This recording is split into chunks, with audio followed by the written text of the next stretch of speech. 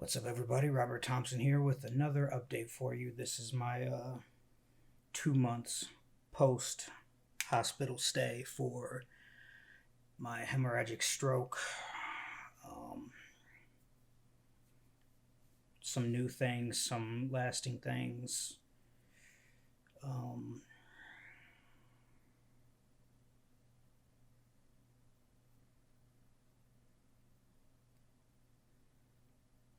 so the first thing I can address is that the pausing and the waiting to speak and stuff, having to gather my thoughts, that hasn't changed at all. Even doing the reaction videos and stuff I've been doing. Um,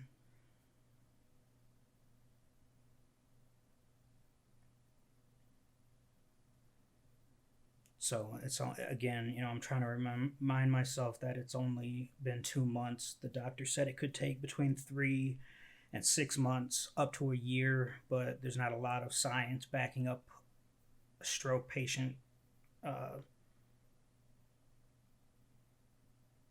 healing after a year. Um,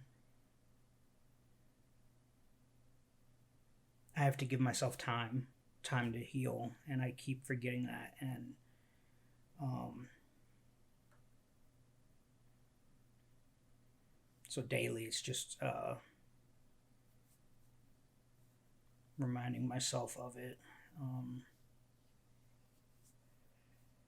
That that is probably the most frustrating part that's still lingering. Um, the good news is, if you want to call it good news, I have slept since the first video. I have slept quite a bit. The unfortunate aspect of this good news, if you can call it that, is that all I want to do now is sleep.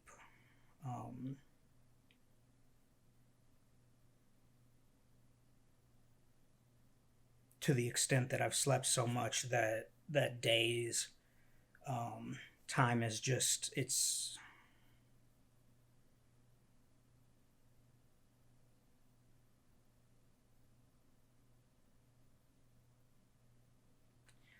time has become a very strange thing.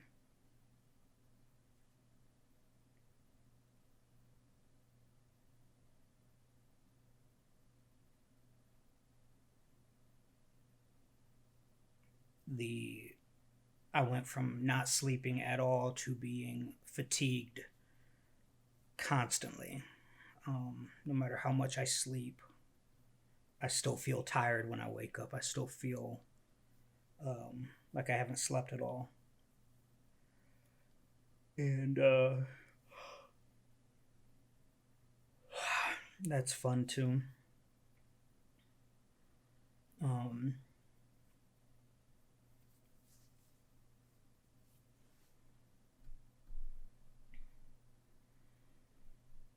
time, yeah. When I've had concussions before, I've had other, health issues before, um, but none of them affected time quite like this one has. And again, I have to heal and see how much healing I can do before I take issue with it. Um,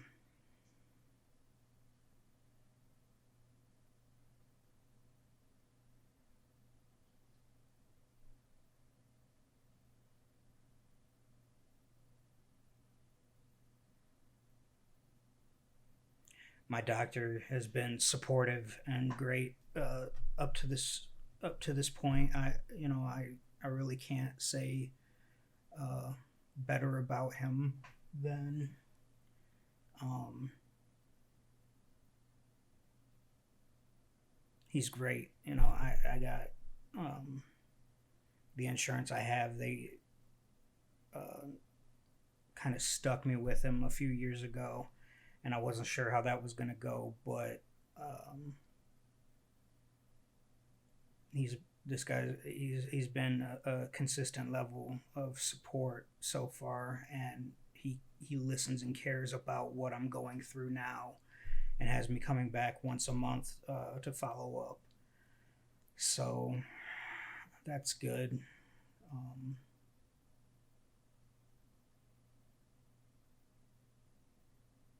the other big thing that is still sticking with me is the forgetfulness.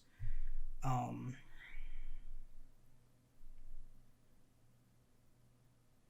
I should take a moment to apologize to any of you if I've forgotten to say something to you, or forgotten that we were going to do something, or um,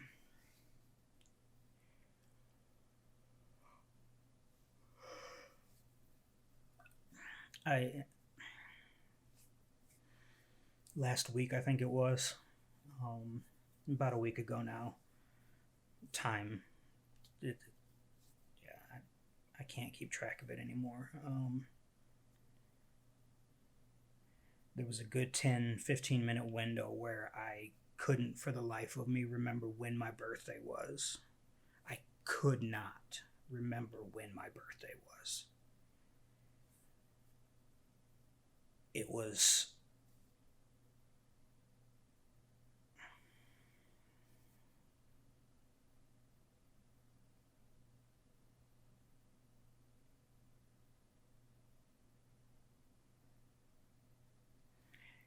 you think that even if you're going to grow old and lose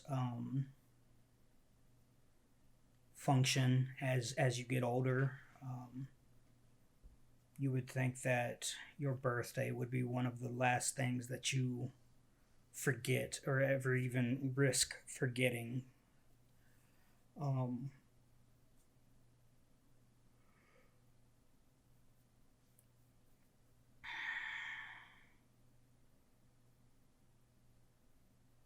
I've said the date, April 28th, 1988, thousands of times in my life now.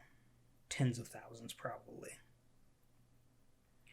But for 15 minutes or so,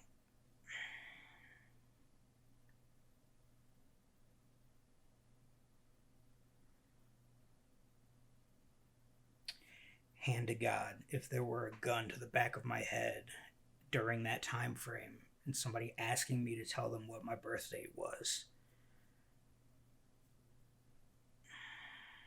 I don't remember. And it goes beyond remembering what I would consider basic aspects of myself.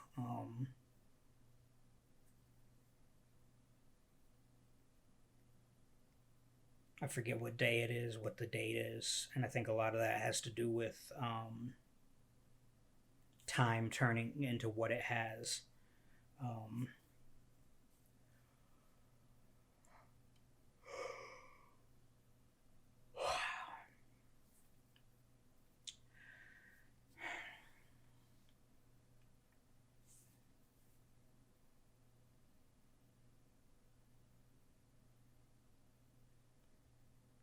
I've done pretty good so far about remembering to pay the bills and stuff like that, the really important stuff. Um, but that also comes on a schedule. And the fact of the matter is, over the past 2 months, I have written down every fucking thing. Everything. Um, and I didn't used to have to do that. I now have to make a schedule for what I'm doing this week. If anything important is coming up, if I have a appointment this week, I have to schedule it. I have to put it in my phone, or I will not remember that. Um, which has happened a couple times already. Um, it's just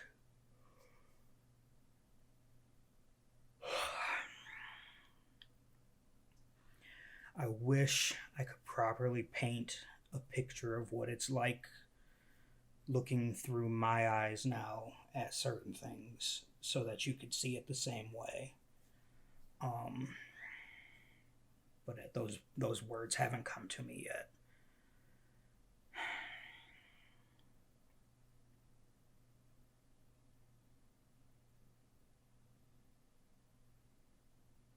Oh, yeah, this is new.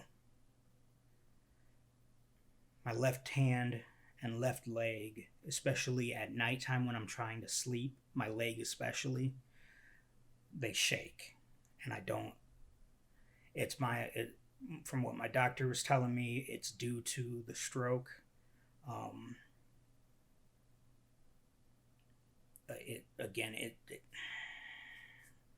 my hand constantly hurts now.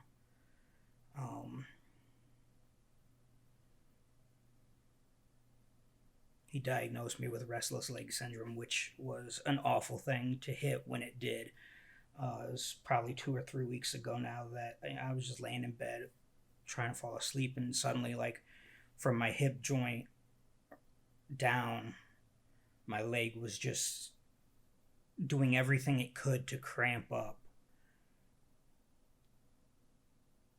But something within the recesses of my mind wouldn't let it feel that cramping pain.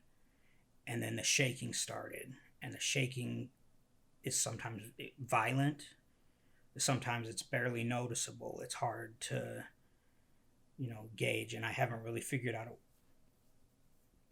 See, my hand shakes and moves so much now that the muscles are just, it constantly fucking hurts, and it's even worse that I'm left-handed.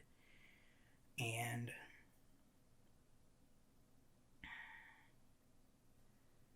yeah, so that has been a development in the last month, and according to my doctor, it should hopefully, I say hopefully, go away as I heal, but no guarantee.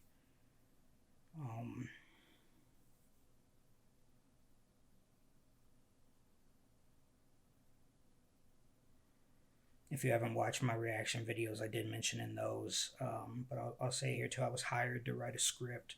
I can't really talk about it right now, but it's good to help with finances for hopefully the rest of this year.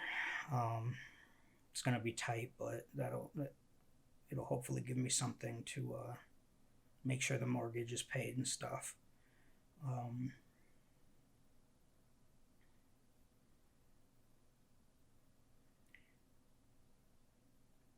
The unfortunate thing is I've wrote that this will be my third script I've written finished since I got out of the hospital. And they've all been paid, which is an incredible feeling.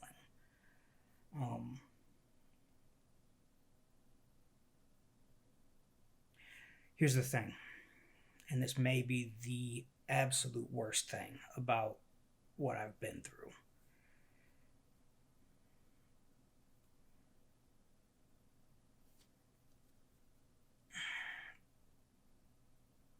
Before COVID hit, before everything shut down and all that shit, my daily routine was predictable. 5 o'clock hit in the morning. I was up. I was out the door by 5:30 and at Starbucks, where I would write for 3 to 5 hours, depending on how good I was feeling that day.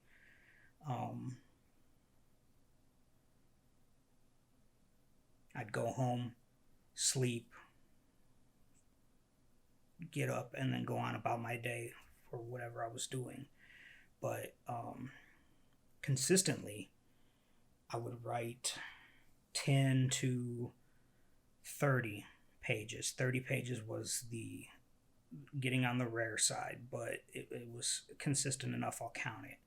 10 to 30 pages a day.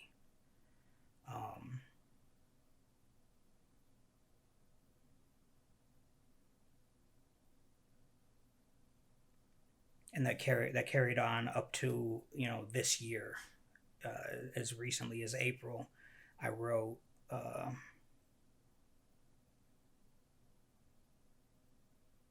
Shit, I don't remember. It was something. It was a ridiculous amount in a couple days. Um,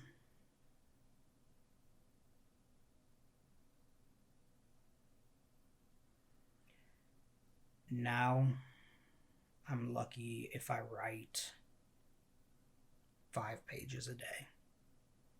I think I've had one day since I got out of the hospital that I wrote 10. Um,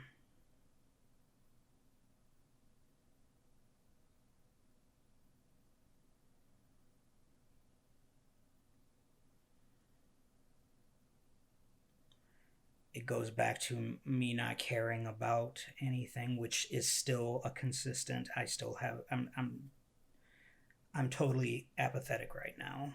I don't care about anything. Like, I pay the mortgage and I pay the bills because I know it has to be done. I don't care that it's done. I don't care that I have someplace to live. I don't care if I have money or not.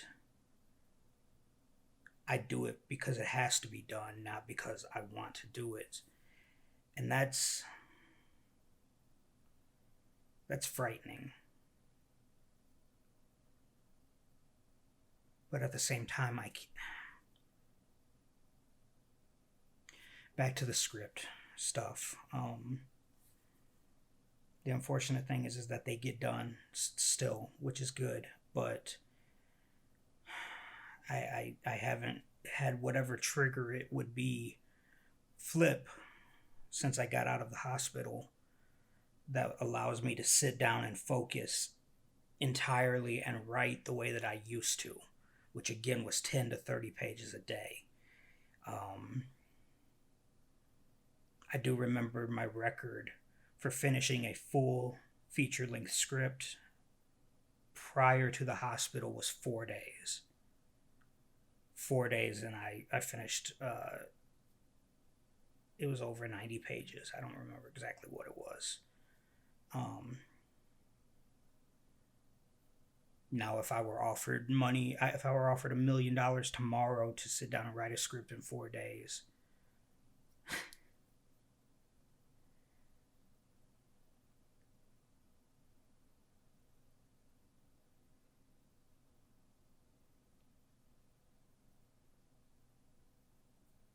I almost wish that my hands and feet had went out on me the way that a lot of stroke victims do. And I'm sorry to you guys that are dealing with that. That's not fair of me to say, but the thinking behind it is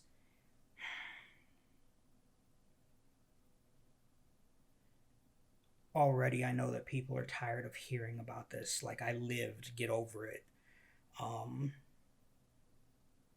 But the fact is, there's a lot of shit that I deal with. Not the least of which is my hand shaking and shit.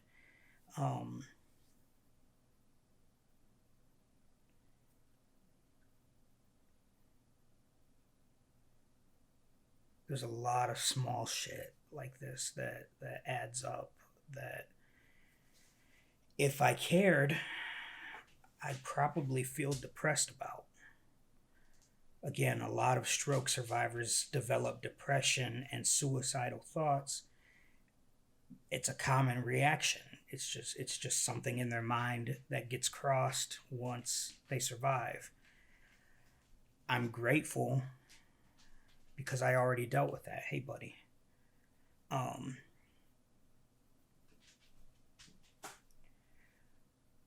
I already dealt with depression. I already dealt with anxiety. I already dealt with... What, bub? You're okay. You lay down, go to sleep. This is Thanos, everybody. You're okay. Good boy. I already dealt with depression. I already dealt with anxiety and all that shit.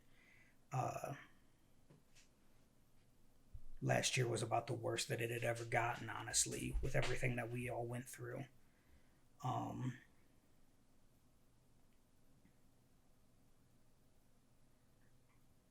but now I don't feel anything except pain.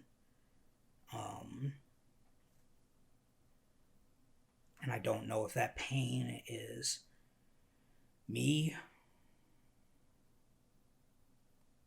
or if it's strokes stuff coming to a head.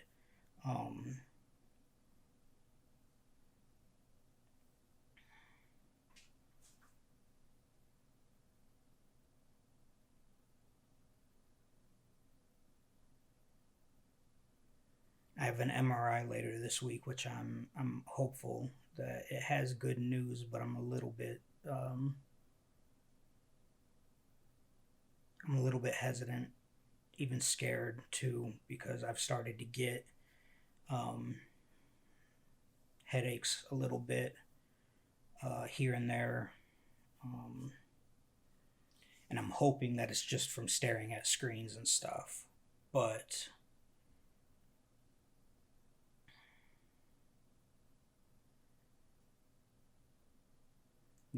I went into the hospital. I don't remember going into the hospital, but I went into the hospital and they had to put a tube up here. I mean, it was basically just running back along my head and to get the blood off my brain, because that's what was causing me to have headaches so often and so severely. And I'd already had migraines before that, but they had gotten to a point where it was constant.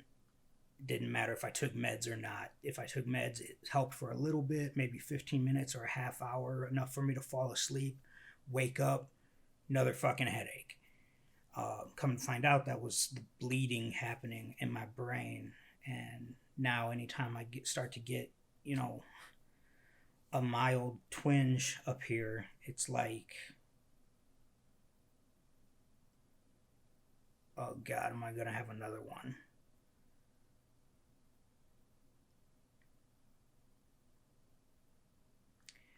And that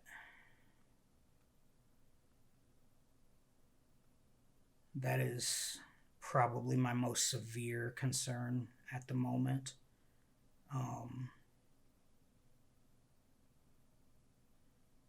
Like I said in the first video, life expectancy for a stroke survivor is not great, not mathematically. Some people live another 50 or 60 years. My mom, like I said, she had a stroke.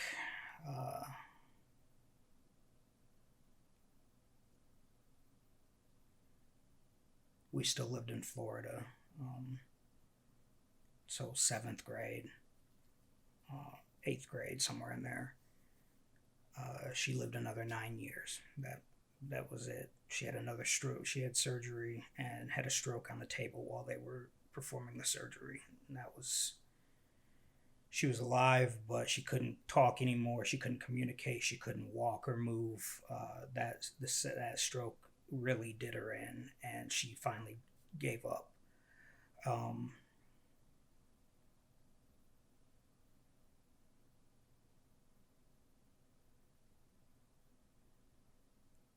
The question I get asked the most is a question I didn't think a lot of people cared about. And I don't know, I still couldn't tell you if they ask it because they're legitimately concerned or they're grotesquely curious. But are you scared?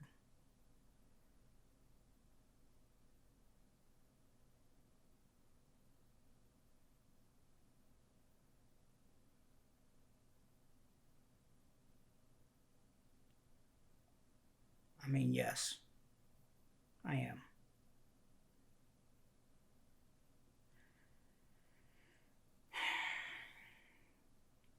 What scares me is that I woke up in the hospital. It was already a week into me being there almost when I first woke up.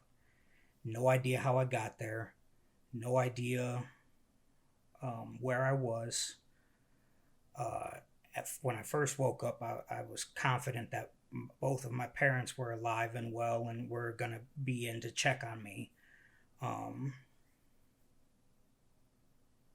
then from there, I was convinced that I had driven there. Um, but yeah, absolutely no idea how I got there, how I called 911. Because when you have a stroke set in, it's typically very quick. Um, and speech is one of the first things affected. So, how I called 911, and after the fact, I checked my phone, and there was a 911 call, a very brief one. Um, I'm going to assume that they had my address on file from calling before and showed up here, and that was that. Um, but it was a very brief phone call. Um, no idea.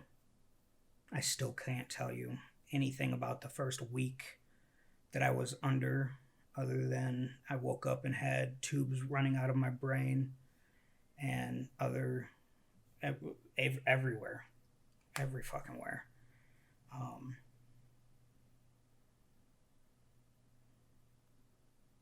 first time ever being catheterized, that was a god awful fucking experience.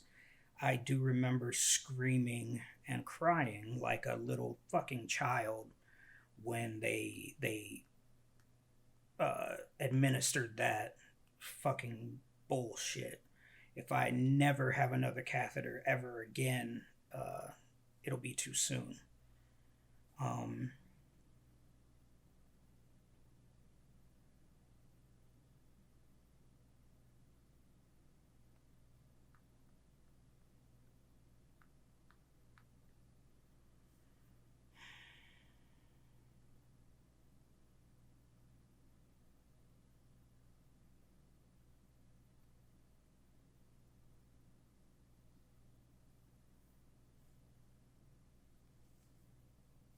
I honestly don't remember what I was talking about. I know I had a point to make, but I couldn't tell you what it was.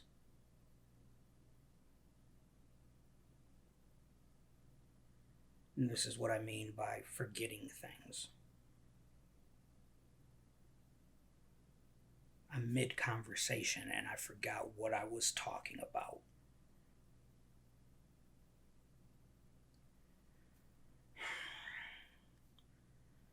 Moving on, I guess.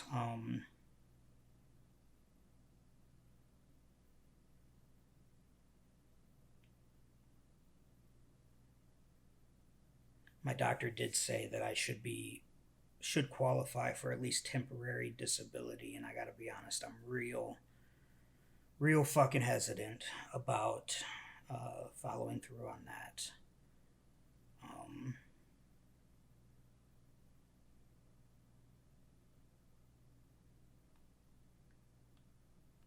but at the same time, like right now, other than the script work, I don't have much in the way of work. Um, so if and when that dries up, I'm kind of fucked. On top of which, I don't have the energy. The 40 hours a week I would have to work to cover everything here is just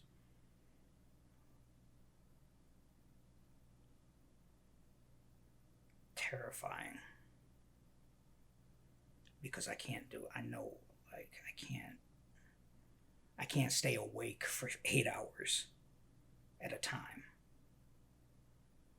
Um,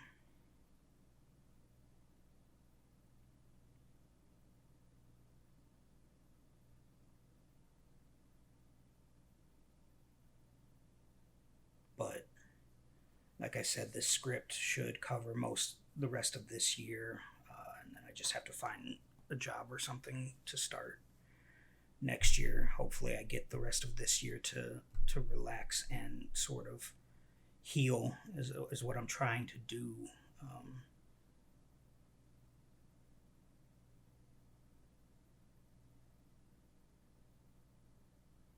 The MRI this week.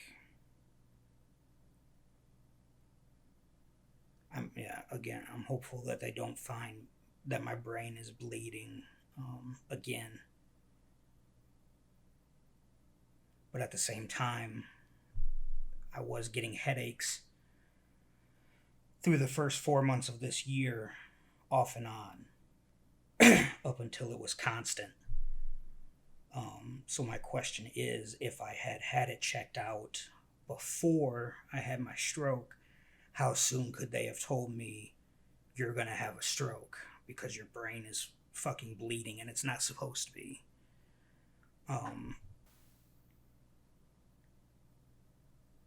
So yeah, it's hard to say. I'm hopeful. I hope it's good news, whatever that may be from them. The thing that sucks is I gotta go and lay in the tube for 40 minutes, and that's. God, I'm not looking forward to that. I'm also hoping that they can tell me more about this MS that I supposedly have.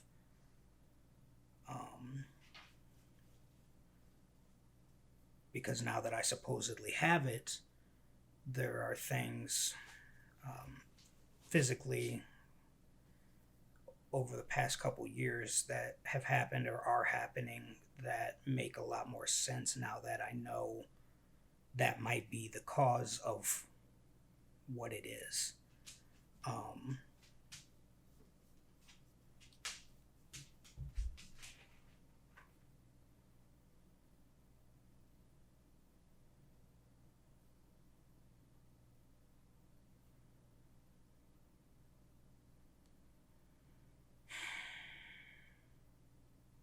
I truly can't remember what my point was earlier. It's so fucking frustrating.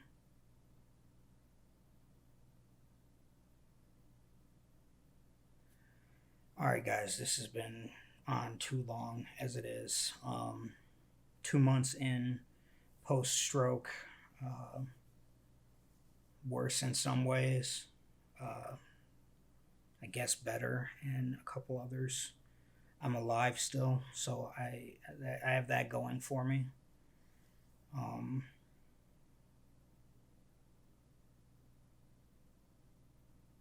Fuck.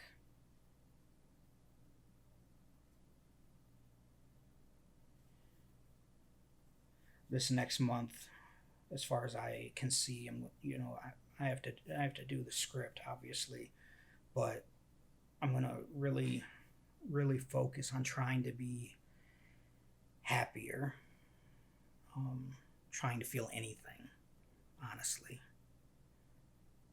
But focus on trying to be happy about things.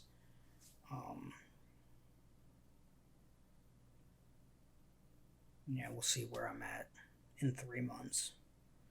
All right, guys, take it easy.